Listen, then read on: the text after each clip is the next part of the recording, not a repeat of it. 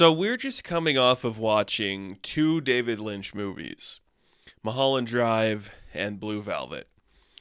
Vibe-based movies that just get you in a very specific headspace and make you feel things about the world that maybe you wouldn't normally want to feel. So I wanted to just kind of find a different feeling, just unlight, to come back into talking about movies again. Like, what is just an escapism thing I can throw on and have my mind just feel a little more clear and less like angered at the world like I felt after the Lynch stuff. I like them, but they're a lot, right? I have a collection of all of the Land Before Time films. There's like 14 films, and I was like, should we talk about a couple of them? That'd be kind of interesting. We could dive into the world and look at like the history and the progression. And then I watched the first one, which is what we're going to be talking about today. I was like, this is really good.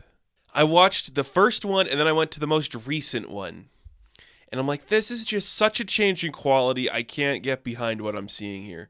I feel like we're losing something.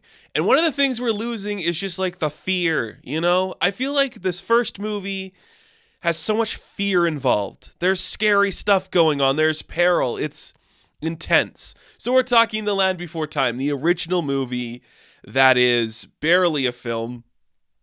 I say that because it's just under 70 minutes practically.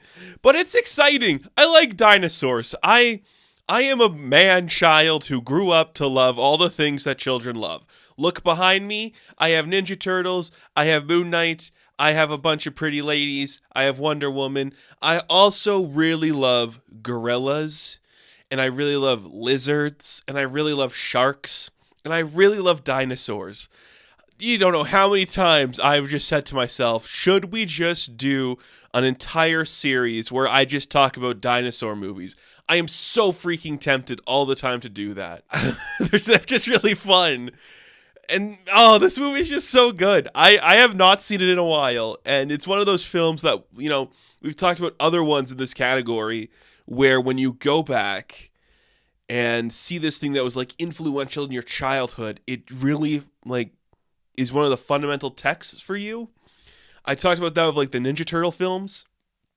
I think this is right up there. Because going back to watch this movie, I just went, oh yeah, I know this beat. I know everything going on. But I found a new appreciation for it. I feel like we don't make films that look like this anymore. We would never, in 2025, make an animated project that looks like this. And that's a shame, man. Like, this looks gorgeous. And it's just so fun and simple. And it's just like a little thing. Like, here, check this out. What if these kids had to learn, like, to grow up and find their happiness? It's cool. It's awesome. Dinosaurs are awesome. We're talking dinosaurs again. I just know that. Like, a big dinosaur movie's coming out this year. We'll be talking dinosaurs. Don't you worry about it. But for the terms of this movie, it's aimed for children, so it's a very young movie, and it's just not really like a coming of age, but more the world around you. It's going to throw some perils in your way. You're just going to have to learn to adapt to circumstances.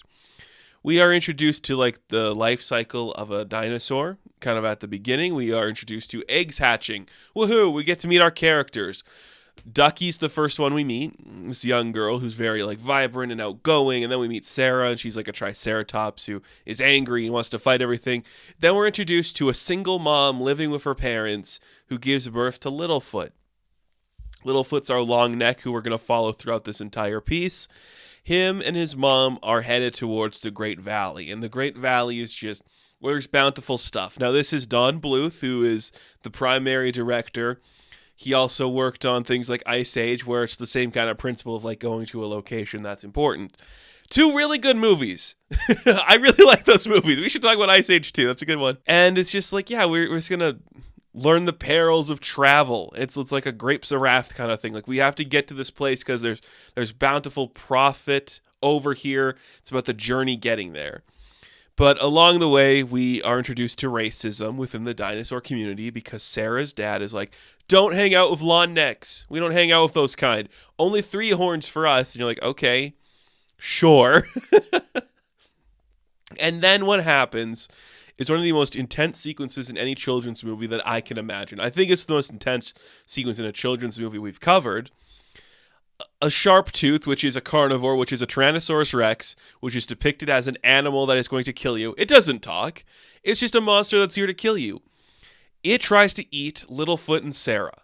And then Littlefoot's mom steps in to fight it off in a gorgeous sequence. Like, there is little, like, shadow work and, like, the camera's moving, and you're just like, this is gorgeous. Like, I'm watching two very well executed dinosaurs battling each other out right now. That's really cool. I really like the way that looks. And as that's going on, the continental divide is happening, so part of the world's breaking apart, and earthquakes are rampant. So everyone gets separated from each other, and in the process, Littlefoot's mom gets killed. And you're like, oh, that sucks. How did that happen? No. Mom died protecting her baby. That's amazing. You actually see, like, chunks of her flesh get ripped out, too. I'm like, holy shit, that's crazy. And then Littlefoot's separated by his grandparents, so he knows he has to take the wisdom from his mom and go on an adventure to get to the Great Valley, and he'll find them there. Along the way, we are introduced to the rest of the cast of characters, all of them children who are going to learn something about themselves along the way. That's this story. If you are not comfortable with that, or if you're not happy with those types of things, don't watch it. You know, like, this is going to be for a very specific generation, and it's not going to be one that I think a lot of older people are going to want to revisit. But if you grew up on it, you get the themes right away. Like, I remember so much of my childhood as people going, yep, that's right. Like the stuff Duckie says. And, you know, people just comparing themselves to which one's Spike, which one's Cera, which one's Petrie. Like, all of that is just, it's so good. So who are we spending time with here? Littlefoot, he's brave, he's brash, he's tough. Same for Cera, but she's stubborn and thinks she's right. They clash all the time. Look, I know Sarah's in the world. They think they're right. Can't say that they're wrong. They're too arrogant and proud of themselves to admit it. I also know Duckies, people who just don't stop talking and are just so right. I love Duckie. She is so fun. What a fun little character. We don't have to get into the real world tragedy that happens with her voice actors. I don't think we have to. Everyone is well aware of that at this point. It's terrible stuff, but you are aware of it. Fun character, really unique, has so much fun going for her. And Petrie, it's a simple premise. What if you were a flying dinosaur, but you were scared to fly? And you have to eventually just, you know, be brave enough to do it, and you'll attempt everything. I get it. It's an easy story. It works for some people. It works for me. Like, I know what we're doing here. The beats are all laid out. It's fine. I'm comfortable with the energy being taken here. And then we're introduced to Spike. Like, he literally is born when Duckie just, like, runs into him. And then he can't talk yet, so he's just here. And he's just like, I don't know. I was literally born 4 minutes ago, and now I'm following these strangers to a land I'm not familiar with. That is what's happening. They go on some adventures. They need to eat. Well, the big grown-ups eat all the food, so they have to, like, work together to get leaves. It's pretty simple. Littlefoot's just leading them on this journey, like, you have to keep coming with me this way. It looks really good. It's very classic, like, 80s, 90s animation of the era.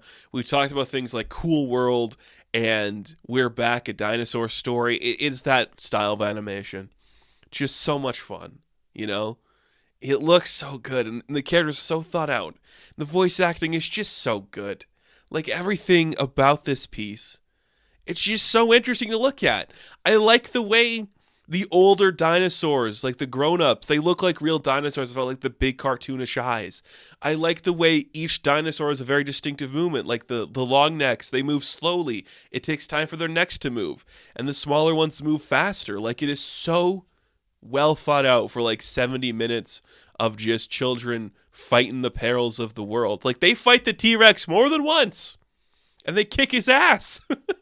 And everyone learns a lesson. Cera learns sometimes it's good to get help from others. Duckie learns sometimes you just got to be part of the team. Petrie learns to fly. Littlefoot learns he has friends in this world. He's not ever going to be alone. And Spike is just along for the ride. Spike, MVP, just shows up, is like, I'm here. I'm the strong one. I don't have to say anything. I know when I'm useful. I'm awesome. Spike rocks.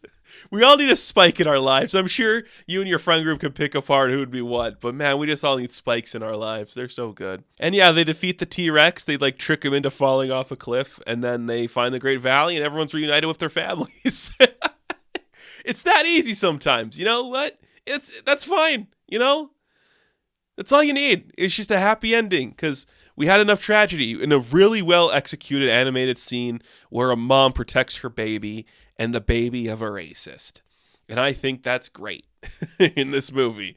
Really well done. So much fun. We could have talked about any other one of the Land Before Time films. Like, there's so many of them, but none of them are going to work like this one. This one just has the simple story where there's peril, there's danger, there's actual fear, there's conflict between the characters, and things just get so smoothed out by the end that there's nothing really like it. They try to introduce too many characters. You nailed it. You got the core five. We don't need to see any more adventures of these characters. They're going to be friends for life. If you were to reboot The Land Before Time today, it would be really fun to see them grow up and how, like, the world's changed or something. I don't know. Maybe this is connected to Ice Age or something. Who cares?